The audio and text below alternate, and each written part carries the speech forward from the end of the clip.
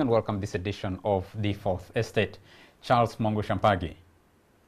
The debate or the probe going on by Parliament's Committee on Statutory Authorities and State Enterprises, COSASE, is handling but one part.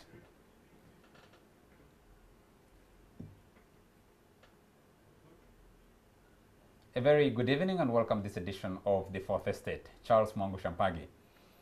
We're looking tonight at the probe by Abdul Katuntu and the COSASE Committee in Parliament on the Bank of Uganda. And asking the question, looking beyond that investigation, what are the other questions that the committee may not have handled as yet or should be handling on that bank probe of the central bank and the closure of 7 banks? Remember that this is something that's been going on for some time. The bank started closing, I think, around 1999. And the latest one was closed recently, which is Crane Bank. We have tonight in studio a financial expert, Mr. Stephen Kaboyo, Managing Director of Alpha Capital Partners. Stephen, very nice to have you. Thank you very much, Charles. Good evening, viewers. You have a history with Bank of Uganda. You worked with it before. Yes. You did. Thank you very much. Very nice to have you. I'll be asking what this means. What is it that we're missing? We also have, in 1999, when the cooperative bank was closed, one gentleman was flashed on the headlines of newspapers as the biggest data of the cooperative bank. And one of the major questions that is emerging out of the investigation by COSASE and the special audit that was done by the Auditor General of the closure of Crane Bank is managing the loan book. What exactly is going on? And actually managing the closure of various banks is the loan book. So if you have one of the people who was registered as the biggest data to the cooperative bank, what exactly is happening with other datas and how that has been handled? But Mr. Chris Tushabe. Thank you, Charles. Very nice to have you. Good evening, the viewers. We'll be wanting to hear from you, your own side of the story, as a representative of some of the people who have been, the silent victims of the closure of banks. Because you're looking at the owners of these banks, you're looking at the institution. You're not looking at the people behind these banks. Let me start with you, Stephen. And that's the question. One of the major concerns over the last few weeks and months that the Abdul Katuntu Committee has been probing and questioning officials of the central bank, particularly the central bank governor, the deputy central bank governor, the former director of bank supervision, and other officials, is that you're getting an institution that by the nature of its work should ideally be shielded or has been shielded by the law from a lot of this scrutiny. And the question has been, yes, the shielding is one part of the story. How has the central bank used its authority? And the question is, what does a probe like the one Katuntu and his team of members of parliament are doing mean for the central bank? Thank you, good Charles. That's a very good question. I think I'll start by saying that, or maybe flipping your question to say that was this probe actually necessary? My answer to that is yes. The independence of the central bank notwithstanding, I think there is justification to scrutinize the central bank. Like what is going on. It's not unusual, and in many central banks, where governor is called on one-on-one or groups to meet elected leaders and discuss issues pertaining to the policy structures of an institution like a central bank. Basically, a central bank high prestige generates public expectations. That's one. 2, perhaps the manner the probe has been conducted may have taken a different approach, but basically achieving the same objective. My own concern is that perhaps this probe could have been in camera, where there is limitation in terms of the reputational damage to the institution, which is quite sensitive to the economy of the country. Having said that, it's correct. Scrutinize an institution like a central bank for accountability, because this is a public institution, and also provide checks and balances to ensure that if things had gone wrong, perhaps this probe will result into reforms going forward. People have been looking at this and asking, we've had multiple probes before in this country. Do they achieve anything, actually? So can an investigation, especially by a committee of parliament, how much more can it achieve if its report is on advisory to the executive? I think what this probe has done is to open up a lot of things that the public did not know. I'll tell you, having worked in the central bank, supervision of financial institutions has always been a closed sort of setting in terms of releasing information. Because I think the whole issue has been about sensitivity of the financial sector and how much information can go out there in the public without causing anxiety. Now, to me, there are, of course, internal challenges within the central bank. I've seen a lot of issues relating to the governor perhaps not supervising his staff effectively. I would say, having worked with the governor, having been in the central bank with the governor is a person who has this approach of process-driven management. He believes in processes and the people behind those processes. Now, once the current governor gains confidence in you and the trust, he'll give you a room to execute. In this particular case, I think his confidence and trust was abused by senior supervisors in the bank.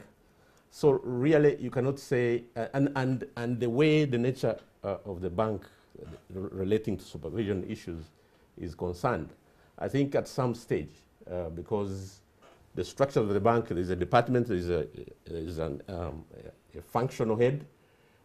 In my own assessment, I can see that they were choosing what information to give the government. Yes. So did he sleep on the job, or did they build a castle around him? Did he build a castle around himself that every information that goes to him was sieved? Because what's coming out of COSASE, of the investigation, is shocking and disturbing. How much did he know? When did he know what? And even before COSASE started this investigation, following the closure of Crane Bank, for example, there were reports that the governor was upset because he realized very late that a lot of information had been kept away from him. That is true. And like I said, the nature of the bank and the reporting mechanisms, a functional head is so powerful that they can be able to decide what to share and what not to share. Like I said, including with the governor. Including the governor, yes. And what you see coming out here, it's really governor having not working with the full deck of cards in order to make decisions. He was given half-baked information, and that is what led to the changes that we saw early in the year. But how does the central bank governor explain this? I mean, even at a personal level, how does he explain this? That it happens in the case of the first bank that was closed, which was Tefe. It happens in the case of the second bank that gets closed, a third bank that gets closed, a fifth bank, a sixth, and a seventh. Now, I think we'll probably have to excuse the current governor because he wasn't there for the first four. Yes. So he's executed on three. The three. Yes. The three. But like I said, he's a process-driven individual. He believes in the systems. He believes in processes. However, in this particular case, I think he was let down by his own technical staff. Yeah. Are you surprised that the banks were being closed and there are no reports about their closure? Now, I think that causes, that is where some issues really lie, because how do you close banks and there are no liquidity reports, liquidation reports prepared to be able to close the processes, because it cannot be an open-ended process. It has come to an end at some point. So I think there are questions there that need to be answered by people who slept on the job, using your word. But while really the executive management roles still lie with the governor, I think supervision function did not do its job. Okay, just one more question before I turn to Chris.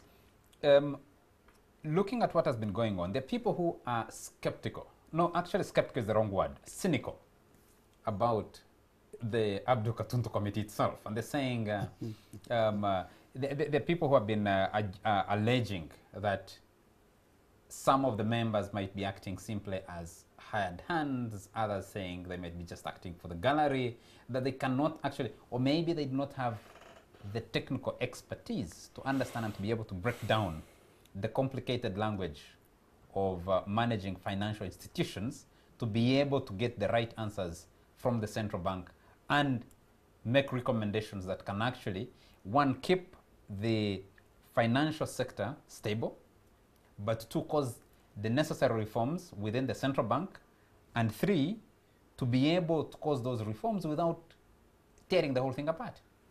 I think, Charles, let me also say that one other fundamental issue is the sort of overstaying in one place. When, again, going by the nature of the central bank, you find the average time or work time in supervision for the senior managers is 20 plus years.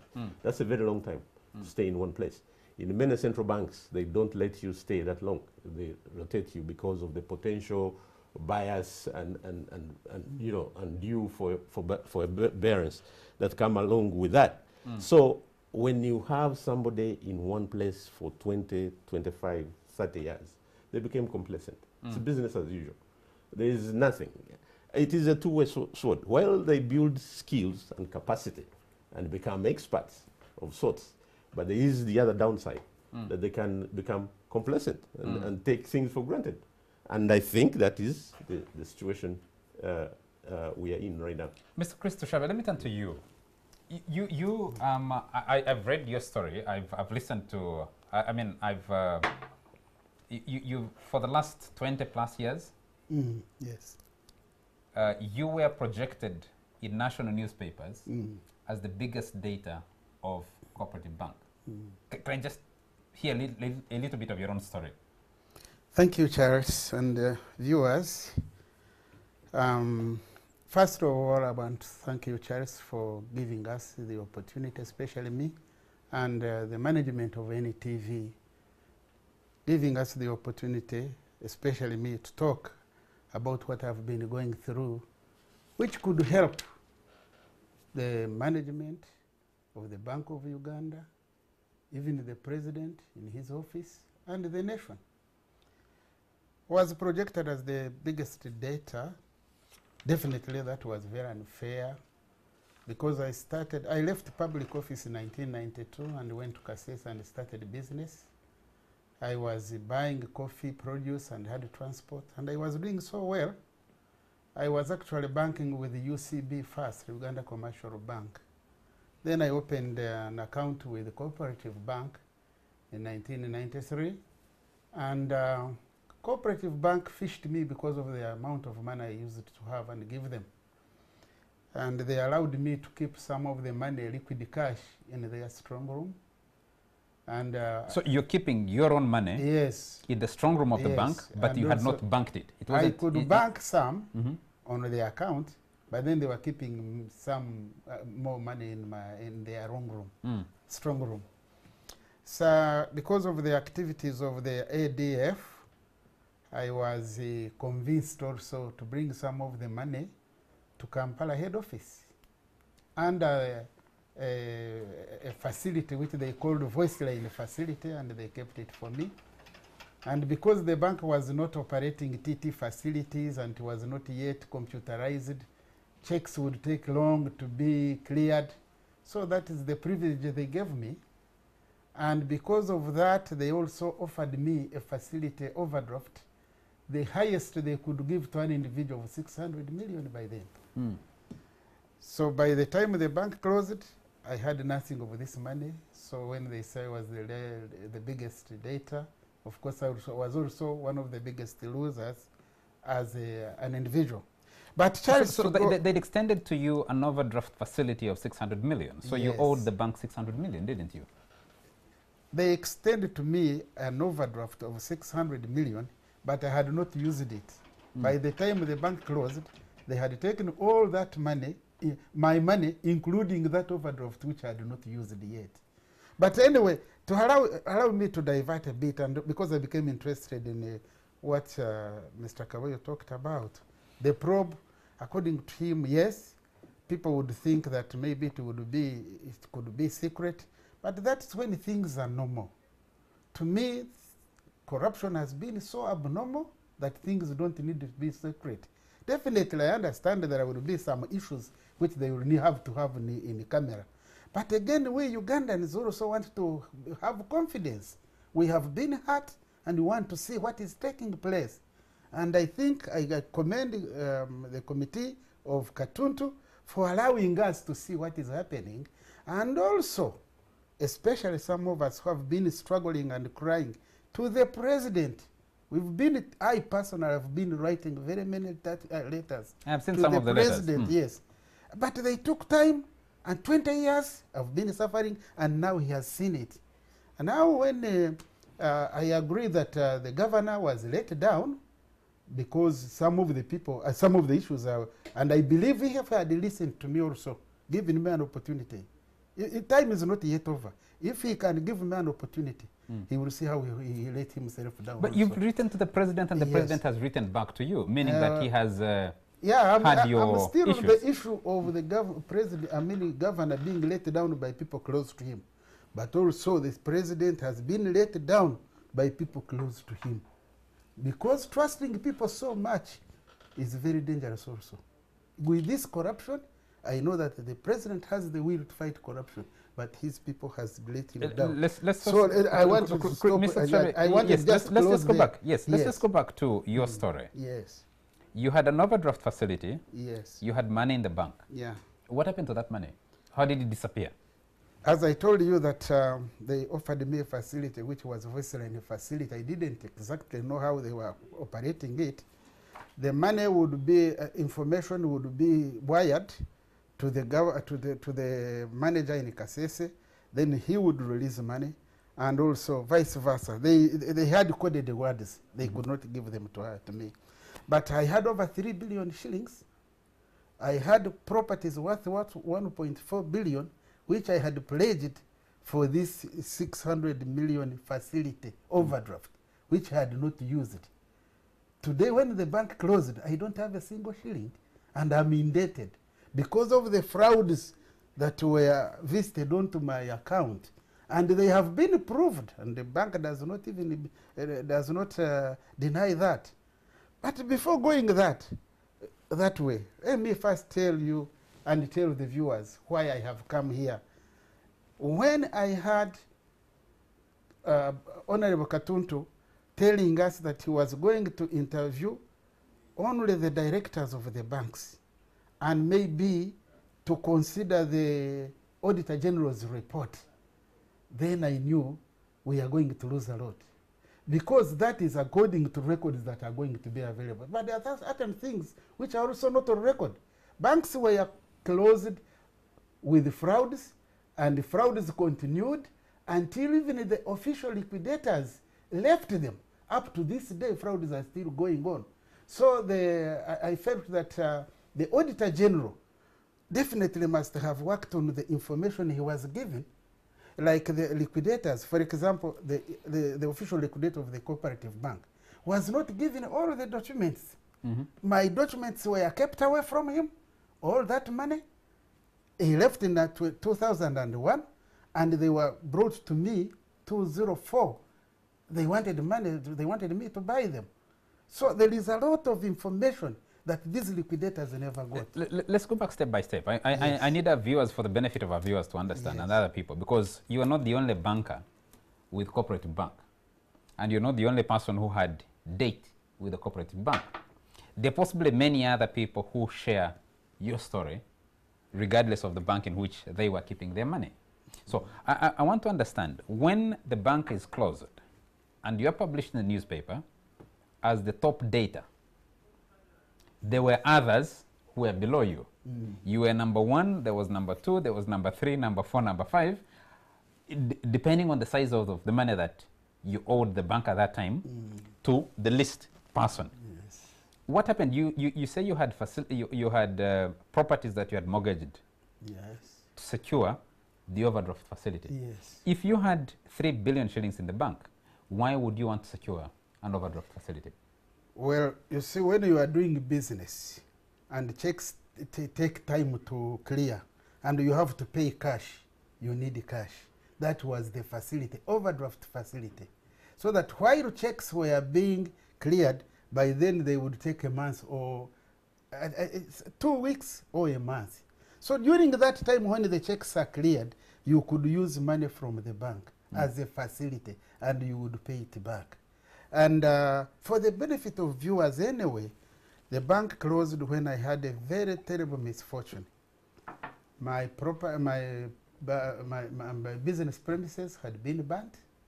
By And who? I had lost, well, they said we were having ADF activities there, but from how the bank reacted, it is still, I don't want to commit myself. Because when my premises were burned and I lost all those documents, I came to the bank manager to ask him for records, copies. He refused to give them to me. And he told me he would get permission from Kampala first. I came to Kampala, those records were refused. I was never given a single document. The bank closed, I was never given a single document. When the Bank of Uganda took over, I thought I was going to get a relief. But later on, I found it was worse. It became so difficult. Some of the officials in the Bank of Uganda became so difficult for me that again I thought, I prayed it had not, if it had not been closed. As I talked today, Governor Bank of Uganda, I have not received my documents. Which documents are you referring to? Bank documents. I lost bank documents. I lost the copies of deposit slips. I wanted the checks I had issued. I was never given any single document until recently, until after about 2004, when a few documents were released to me on certain conditions, which I rejected. And when I rejected, that's when I appealed to the president. I wanted him to look at this confusion and the bribery that was taking place and the fraud that were taking place during the time our banks were being closed. Okay, we need, I'm being advised that we need to take a quick commercial break, but let me just throw this out to you two gentlemen. We'll pick them up after the break.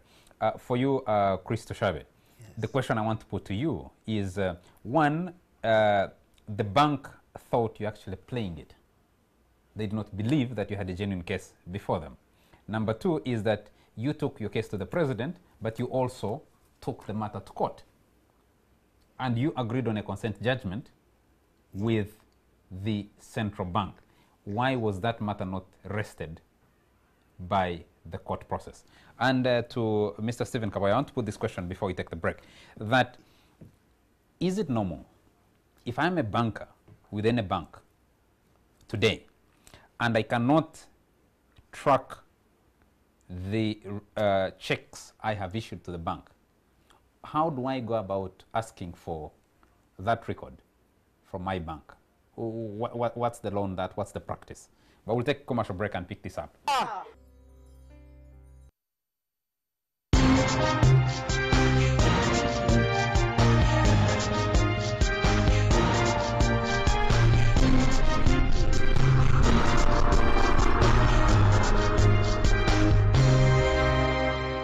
You're still watching The Fourth Estate, and we're discussing beyond the COSASE investigation of the central bank. What are the other questions that have not been asked or should be asked? And we have with us in studio a financial expert, Stephen Kaboyo, from his managing director of Alpha Capital Partners. We also have one of the people, a businessman, Christo Chave. He was projected as the biggest data of the cooperative bank when it was closed in 1999. He spent the last 20 years following through courts, through the central bank itself, and appeals to the political leadership in this country, particularly the president, thinking or saying that he was unjustly treated because he got an overdraft facility, and he says he never received the money because the money was still in the bank system before the bank was closed. So before I come back to you, Stephen, let me just go back to Mr. Chave. I have learned preparing for this show and before hearing about your story and the many letters, the many correspondences you have written to the president especially, and to the central bank itself, and through the court file of your case that ended in arbitration. Would it end in a consent judgment? Did it end in a consent judgment? It's something I will explain. Nothing has ended. Yes, the bank, and particularly the central bank governor, believes actually that you were a fraud, that you played the bank, both cooperative bank and the central bank, and that you had no genuine claim before it. How do you respond to that? Exactly, that has been the problem. If he believes, has he ever given me an opportunity and I sit with him and I tell him my story? No, for 20 years. Of course, he wasn't, If he had, wasn't in charge then. That is what we are talking about.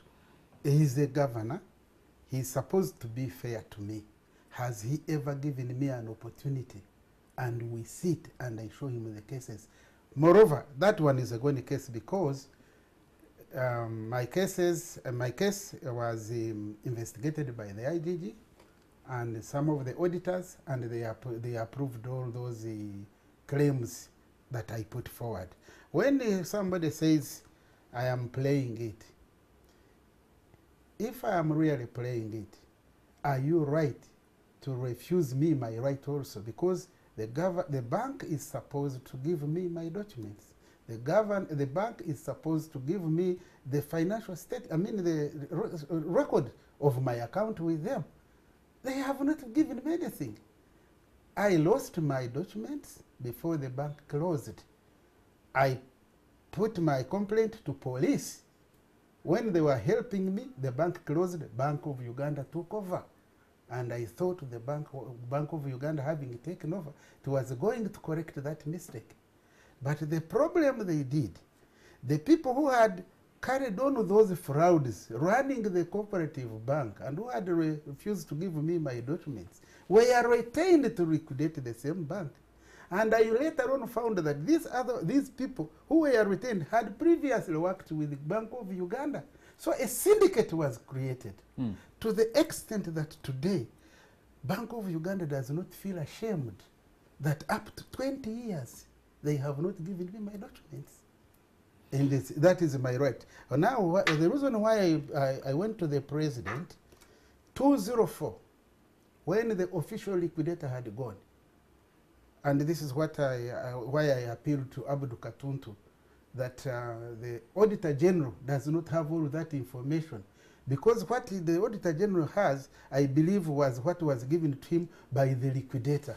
How about that information, which the liquidator never got? And I have got that proof that the liquidator never got it.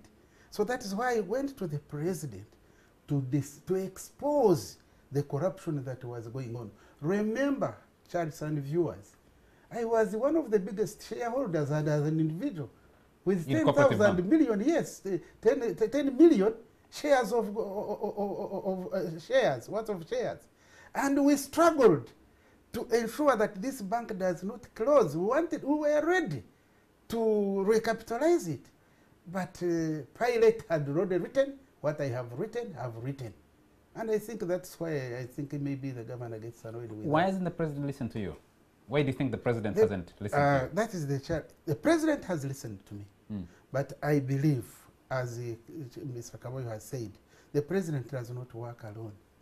He is giving people to work with, and they give him a report. For example, honestly, if I was the president and the governor brought a report, I would not believe Chris and leave the governor. But this probe is going to show that the governor has been giving the president wrong reports about me. That's why I thank God for this. I thank God for this prop. I thank God for viewers. Let me put this question. Because I don't have the central bank here to defend itself or to explain its own position. And of course, it is on the boiling pot before COSASE. I don't want to be unfair to the central bank unnecessarily without giving them an opportunity to speak out. Okay. Though they haven't been very proactive in providing people to speak for the central bank outside of the probe committee. So in spite of the fact that we have tried to reach out to the central bank to provide the opportunity before, they haven't taken up the opportunity. But my question is, why do we find that of all the people who owed money to closed banks, it's only Chris Tushabe that stands out and has been on this crusade alone for the last 20 years? And there are other people, wouldn't you have worked with other former daters of, for example, the Cooperative Bank, daters of Tefe Bank, daters of Greenland Bank, daters of National Bank of Commerce, daters of Crane Bank, if that was the case? It is on record. Why is this a lone journey? It is on record that I was called the biggest data, and it was my personal business, and the money was mine. And I think, to be fair, as you said, when I say something, it is good. I also need to explain why I've said so. That the president on 6th October 2009 wrote to the governor to investigate my complaint so that he can advise him on the best course of action. Up to this day, I'm waiting for the governor because I think it is proper, because I was given a copy and I'm the complainant. The governor has never called me.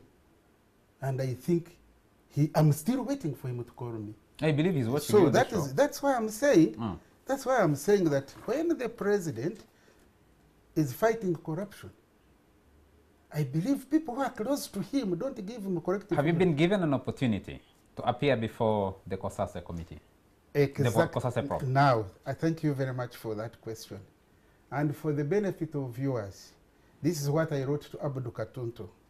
I said, Honorable Abdul Katuntu, Chairman, COSASE Parliament of Uganda, on 31st October 2018, request to extend the scope of consultations on fraudulently closed banks.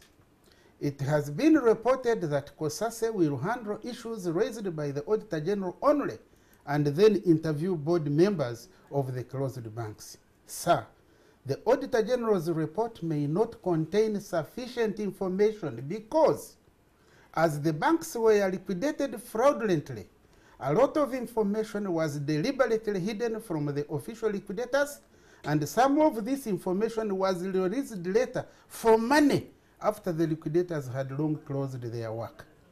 For example, during the liquidation of Cooperative Bank, the officers under whose management the bank had closed due to frauds, and some of whom had been employees of Bank of Uganda, were retained to liquidate the same bank.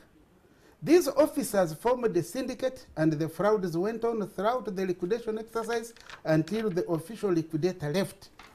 Complaining against any officer to a supervisor in the Bank of Uganda was so hazardous as a cat bailing a rat. I mean a rat bailing a cat. So I said... You may not have to read the whole letter. I don't have to read it. What do I mean? That's why I asked Honorable Katuntu. We are shareholders. We are Ugandans. We are pained. If you follow only what the Auditor General wrote, there is a lot of information that you are going to leave behind, and the Ugandans will still bleed. We implore you to allow us an opportunity. I believe the Honorable Abdul Katuntu and members of Parliament on that, particularly Abdul Katuntu views or watches this show religiously. So I know he's watching, and he'll share with us some information as we go along, and whether he's considering your petition to him or not. Let me turn to Stephen Kaboyo. I asked a question just before we took the break. One, if I have documents with the bank, and I lose my copies, what is the practice, what is the policy How do I get those copies? I think, Charles, the standard practice really is a customer is entitled to have access to his or her bank records, and no matter what happens. If you go back and at the time of Cooperative Bank, Charles's story, Chris's story, in 1999, I think computerization had not totally taken over, but I believe there were ledgers at that stage as well. So I think there is no bank customer cannot be told that there are no records at all. Those records must be there. One thing, I'm not a lawyer, but there is what they call statute of limitations in other markets where I'm familiar with. I don't know the statute of limitation in Uganda and how many years. I think it's 6 years for Uganda. Records can be kept. But in these bank cases where liquidation reports have never been concluded, it means that the process is still going on because clearly those have not been cited, the reports. So for Mr. Tushabe's case, I think he has a genuine case. He needs to be listened to. The bank may have, before this whole thing came up, may have used the Bank of Uganda up to now. Nobody had ever questioned or even taken it on to say, look, explain what are you doing. But this probe brings to bear all these issues. And really, my expectation is there are lessons that we need to pick from this going forward. Avoiding conflict of interest, impartiality, and transparency when you're dealing with financial institutions and financial matters as a regulator. That is key. Ethical code of conduct. You cannot be too big to say, I will not talk to Mr. Tushabe. Mr. Tushabe is a customer, is a bank. As a regulator, you need to listen to him. So I think he has a case which he needs to be listened to. But really, in terms of accessing his records, he should be able to access his records. Absolutely. Now, looking at the institution, the financial institution broadly, the Central Bank of Uganda, and particularly the governor, has been winning awards internationally. He's been credited, both him and his predecessors have been credited for stabilizing the financial sector in this market. And many people believe he's an excellent banker. He's an excellent economist for the work he's done. And until this probe, until the closure of Crane Bank, because it's Crane Bank that's blown this thing apart. The other banks were closed and it ended fairly quietly. It's this one that has brought all the scrutiny that we're witnessing today. Do you think that the probe, the way it's going at the moment, hurts more than builds the central bank? That's a very, very interesting dimension that you introduce. Now, to me, when you look at what is going on, this is unprecedented. Central bank has never experienced what they are going through right now. This has been a very, very bad year for the central bank. Now, for me, going back to the point we started with, is the probe could have been done differently and achieve the same objective to limit the damage. Because when you look at the core responsibilities, let's speak on two key responsibilities of the central bank. One is monetary policy, the other one is financial stability. Now, there are other things, other operations that relate to payment systems, exchange rate, currency management. Now, the moment you dent the credibility of the central bank, you run a high chance of all this damage, flipping over,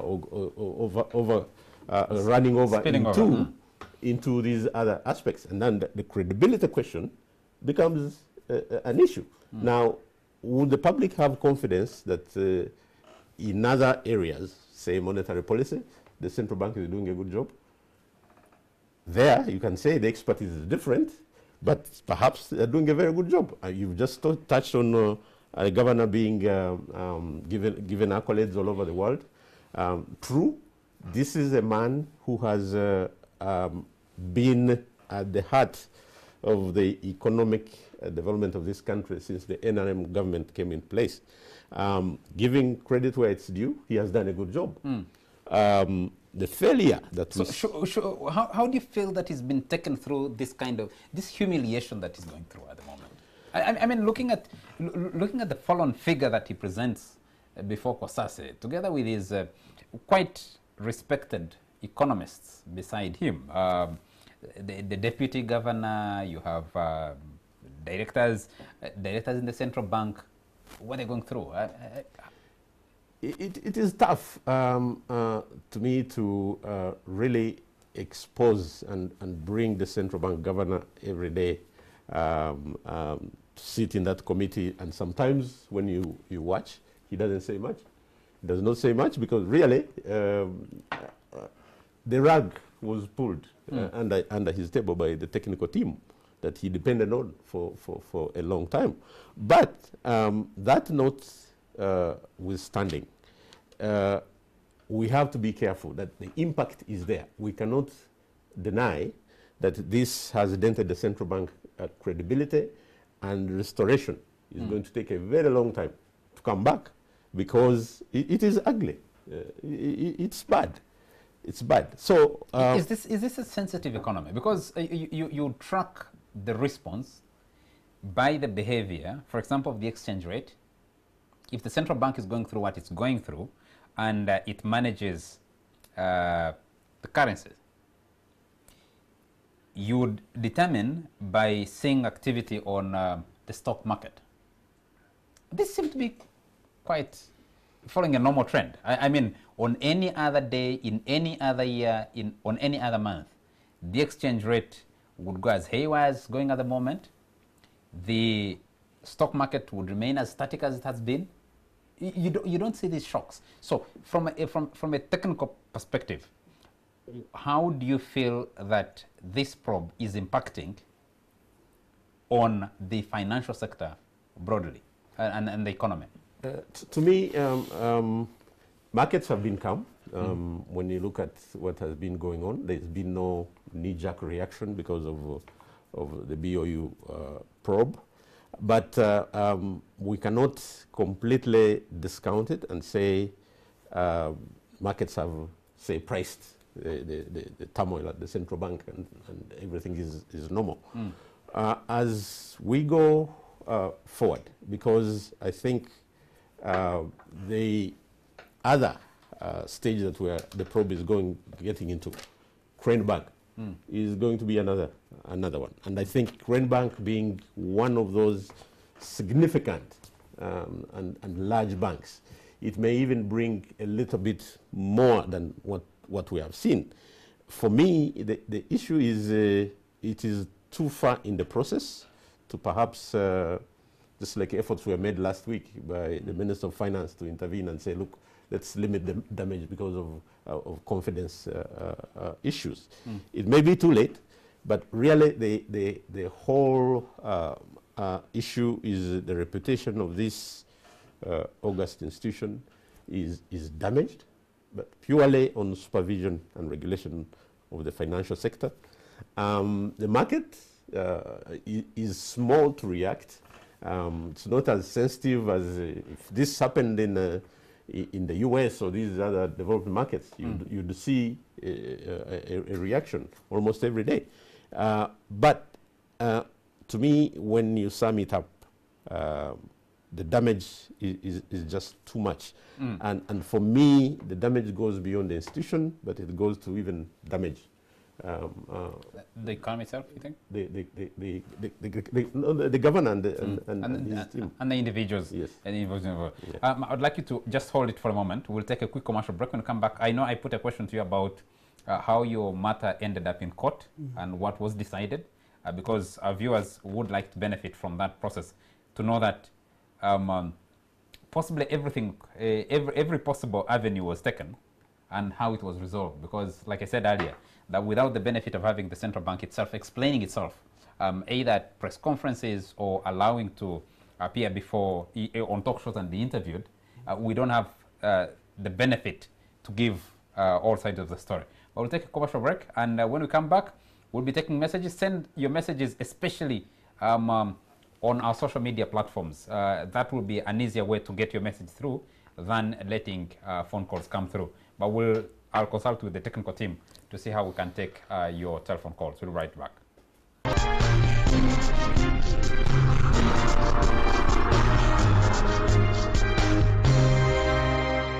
Welcome back this last segment of the Fourth Estate. I have some messages which I'll start with reading. I have two guests in studios.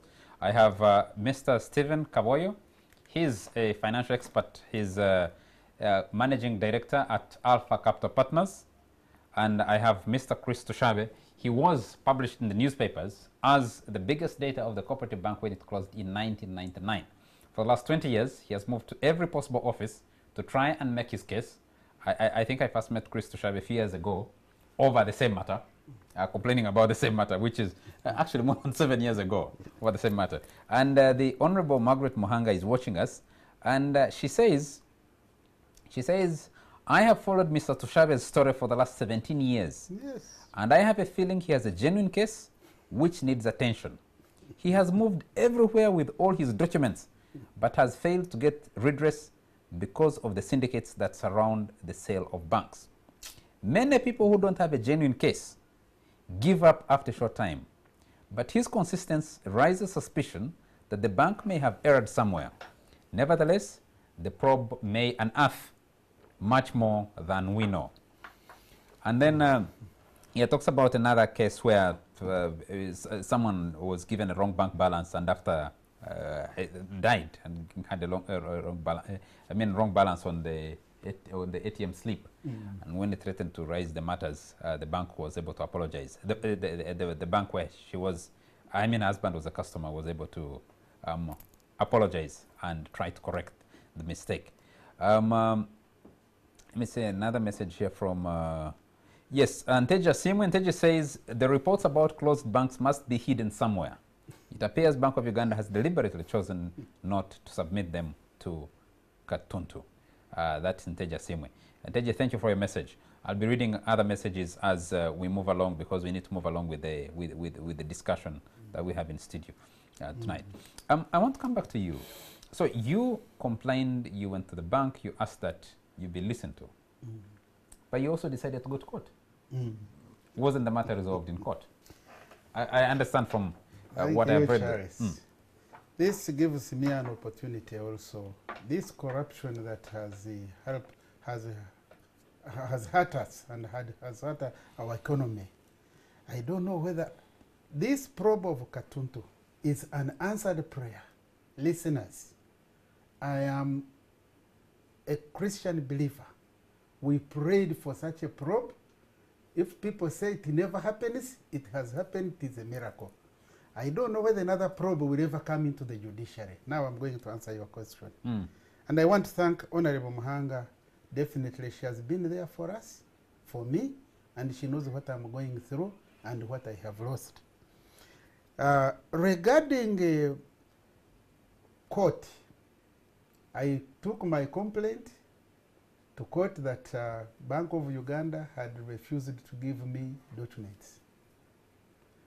And at the close of the bank, they said I owed the bank over 500 million, 578 million.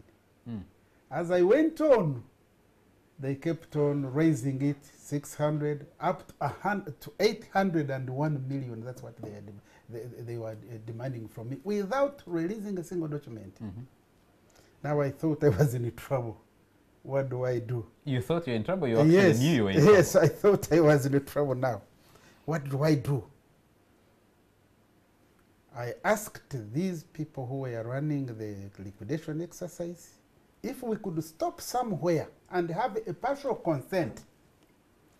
Remember, my office premises had been burnt, but fortunately there are some documents which were blown by fire and I had collected them. They were blown by wind? Yes. Yes. So we brought them together and bound them, and the liquidator had started doing his work, the official liquidator. So we brought these to 677 million, and I presented my documents which I had collected from the Bant office, and I had arranged them, and we reduced this from 801, 677 to 96 million only before any single document was released to me. And the liquidation exercise was still going on. When we signed this partial consent, they turned against me and said, you must pay all this first. Did they pay to you back any money? Not a single shilling yet up to this day. And this is how I paid 96. Because I had nothing to do, I was still begging them to give me some of these documents. I asked them to give me a schedule to pay this 96 million so that they can release my property, especially this one at Nakasero, which now houses Emily Pasha Hotel. They refused it. I borrowed 20 million and paid by check because they were demanding people to bring hard cash. And me, I thought those receipts could have been made down here in NASA.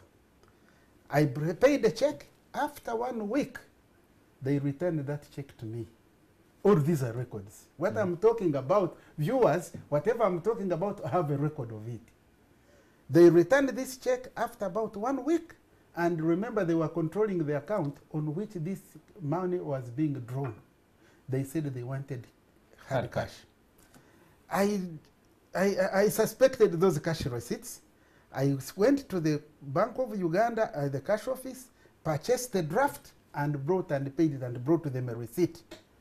They threw away my file and said they were not going to touch anything. They were going to give me more debits.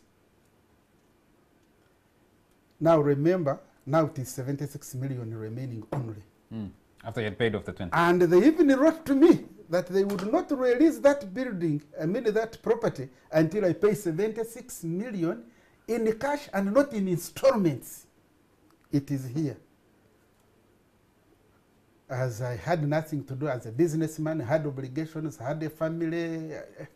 So I bowed to pressure.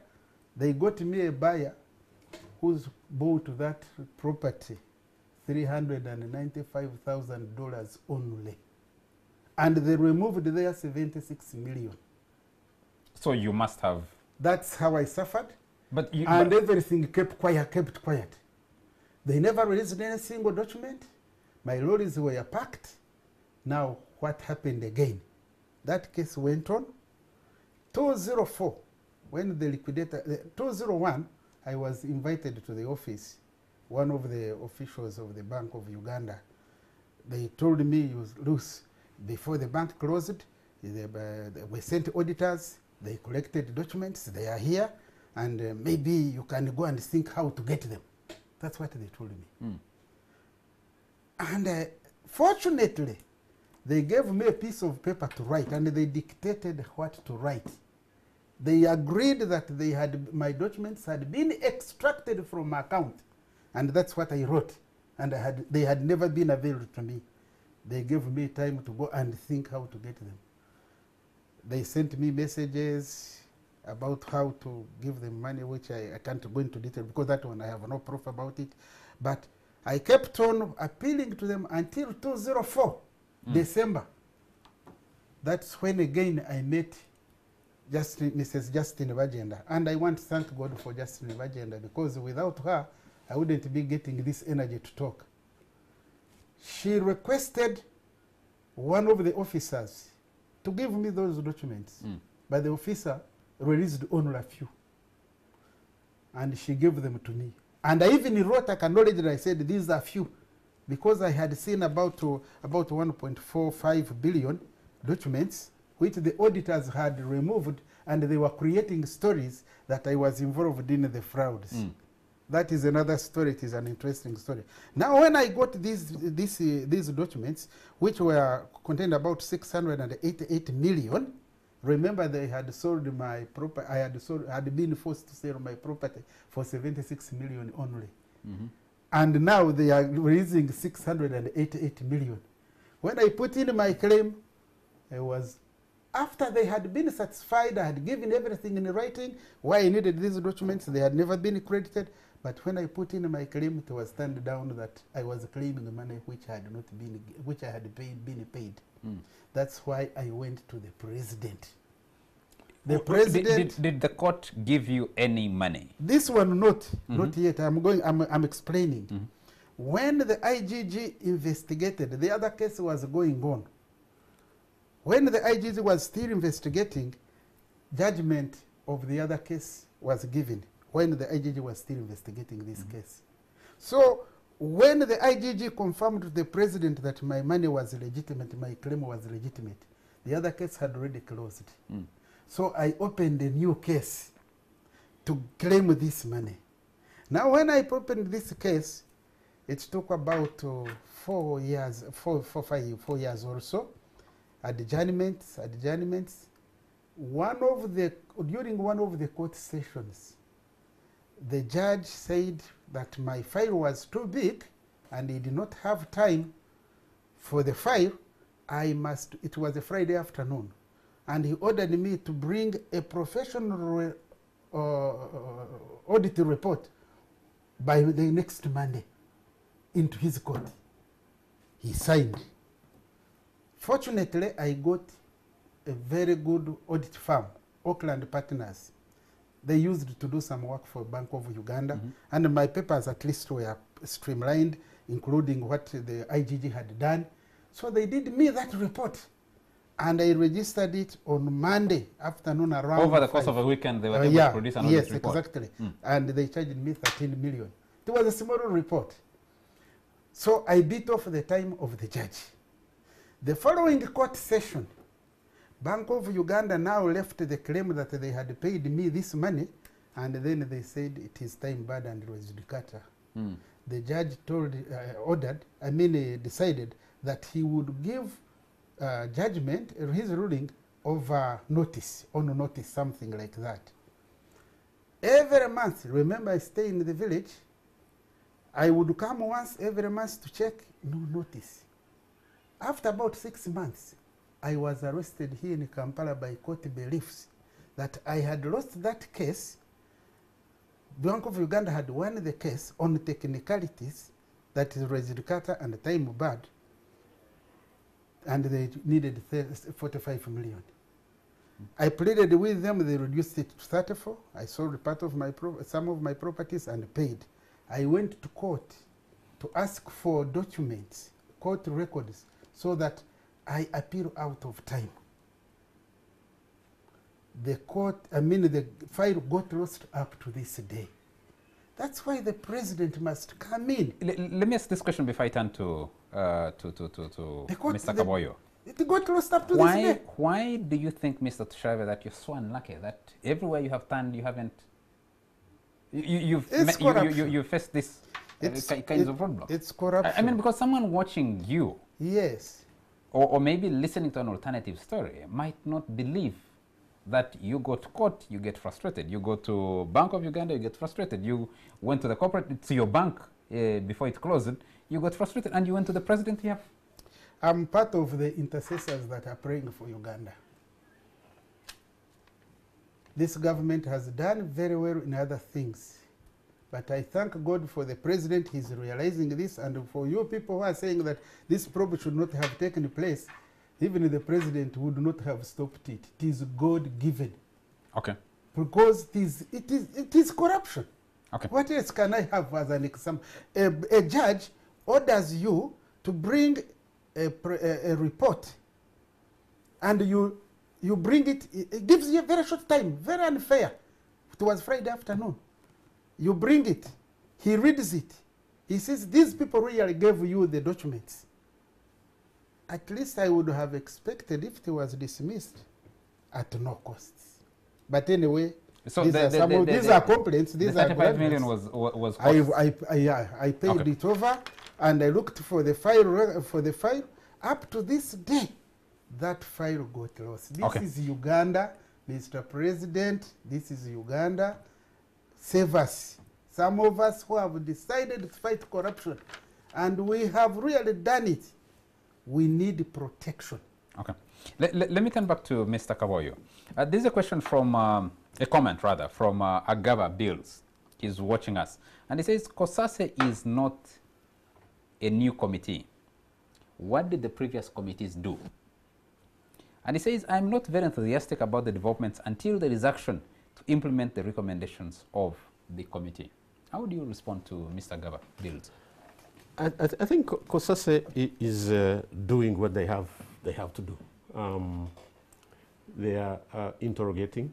They have investigated, and I'm sure once the probe is all done, they'll make recommendations, and a report will be debated in the plenary, and Parliament will be able to uphold some of those recommendations that they think are relevant. So it is not it's not a waste of time, and it's not really just sitting before a committee and presenting, and nothing effective comes out of it. We've seen reports before that recommendations have been adopted in the plenary, but I think the point here is given the independence of the central bank, independence comes in a different framework, but oversight by elected leaders is acceptable. And I think it is, like I said, it's not just a waste of time and resources. The checks and balances now that we see being established will be useful for the central bank to be able to pick up from there and make fundamental reforms, especially at the supervision level. I think one of the technical failures, has been what I explained before, this sort of group decision making. When you look at monetary policy implementation or decisions are made in a committee. What stops supervision issues to be debated in a committee made up by a diversified team of technical people? Absolutely. Yes. Yeah. If you were in the COSASE lead councils, they have an equivalent of a lead council in this case, or the chairman of COSASE, what questions would you be asking of the central bank? I think there are three fundamental questions that I would ask. One is the type of resolutions, bank resolutions that were adopted in all the 7 banks. Was there room for corrective action? To say, look, just like Mr. Tushabe was saying, shareholders in cooperative bank wanted to capitalize the bank. Were they given an opportunity? Maybe that could have been a corrective action, and the bank would not have been closed. So were there corrective actions that were considered?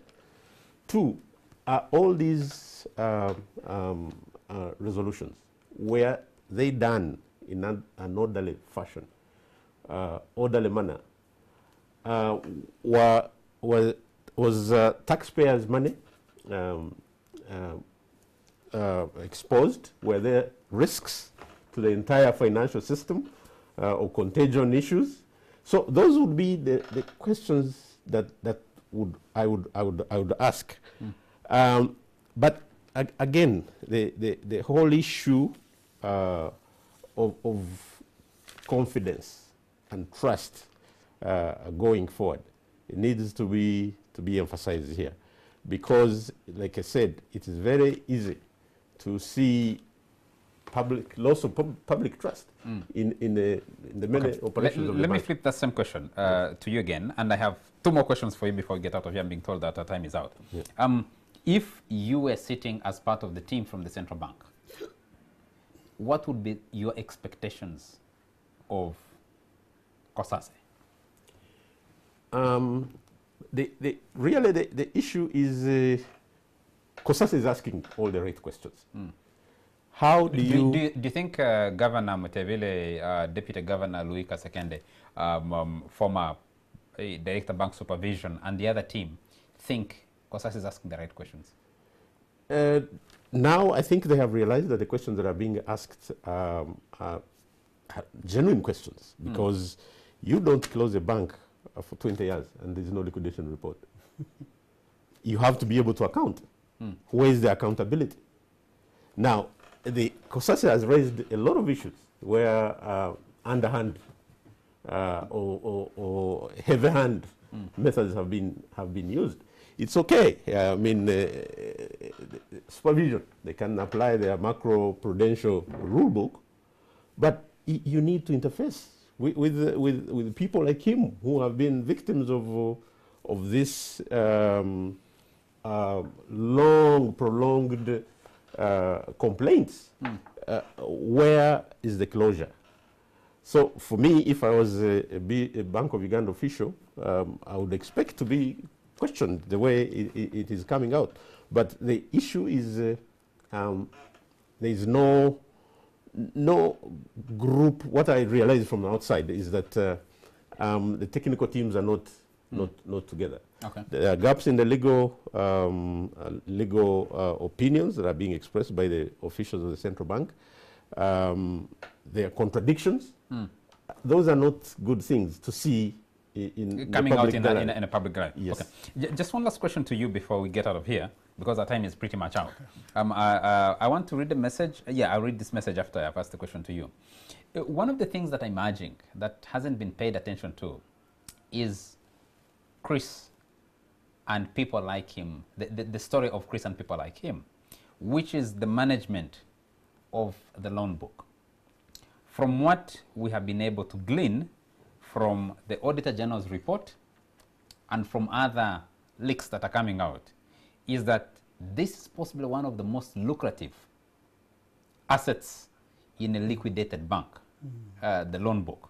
I think the loans of some of the banks were sold to Nile Acquisition, a company, an outfit called Nile Acquisition, that people, we saw it with, I think the Argentinian debt some years back. Argentina was so indebted that when a country is so indebted, it can sell someone, the creditors can sell the debt to another debt collector. So you owe somebody money, you have failed to collect it, you sell it to me, and I will find a way. I think there was a ship, an Argentinian ship that was arrested with the wrong word, grabbed by over the date. The management.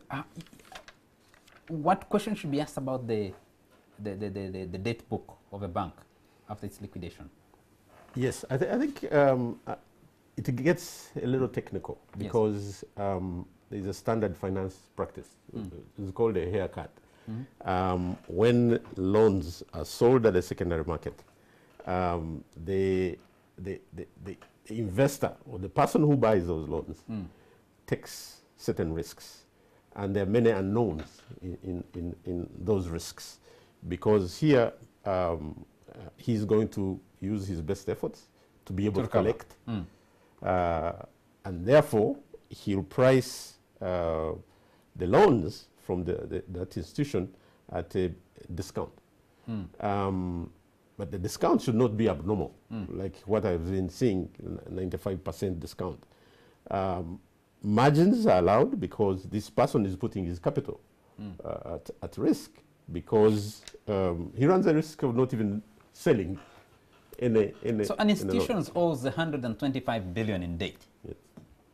And you apply your 95%. So he pays 9 billion and says, forget about the 117, about there? Yes. 117 billion. Let me find a way to collect it. So if he's able to, that's what you're calling the haircut, that if I'm able to collect 100 billion out of this, my luck.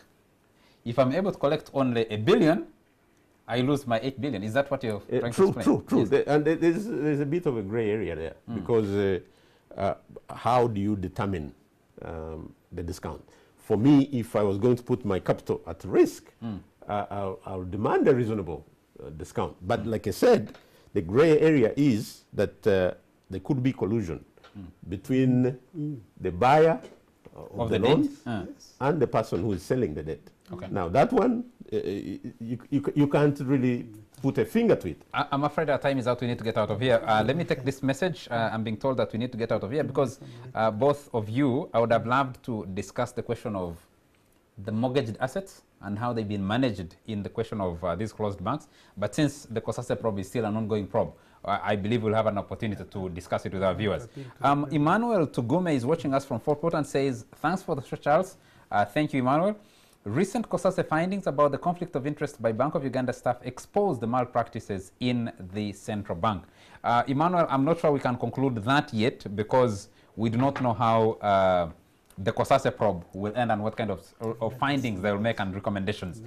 Teja Sima got back to us and says, I am keenly watching Mr. Chris Tushabe. He is 1,000,000% right. He succumbed to the pangs of corruption. You cannot dismiss his claim. I'll take another message or two and then I'll come to Chris and we end this show. Yeah, Emmanuel, I've taken your message. Someone wants to get Mr. Chris Tushabe's contact. He'll decide if he wants to share it with you after the show. I want to come back to you, Mr. Tushabe. Basically, to wrap up and close because we were short of time. Thank you very much, Charles. I've told you that when we agreed on a partial consent, it was 96 million, and my property was sold and the money was paid. Remember, I had mortgaged properties over 1.4 billion for that loan, which was now closed. Now, up to today, they are still, Bank of Uganda is still holding my properties. There were 2 properties at COSASE. They recently wanted to sell them illegally, and it is President's office which stopped them. Now another question is, by the time, at the time of the closure of this bank, President directed that clients with their money should be paid. Now this other money, 600 million include, when you put in interest, it comes to over 5 billion shillings, which have been claiming. Bank of Uganda at first said they had paid me the money. Later on, they proved that it was not true. Now, honestly, coming to put in a technicality, it is the story of the wolf and the lamb. I recently wrote to the governor and told him, Governor Tumusime Mutebire, I told you that it is not what we expect of the integrity of the National Bank to cheat me this money. Please think about it again. Thank you and God bless you. Thank you very much, Mr. Chris Tushabe. Thank you very much, Mr. Stephen Kaboyo, for making time for the show. Thank you very much to all our viewers. There are issues we didn't discuss. Of course, the president weighed in on this probe and said he had warned Bank of Uganda about the closure of Crane Bank in a cabinet meeting. We didn't go into that detail.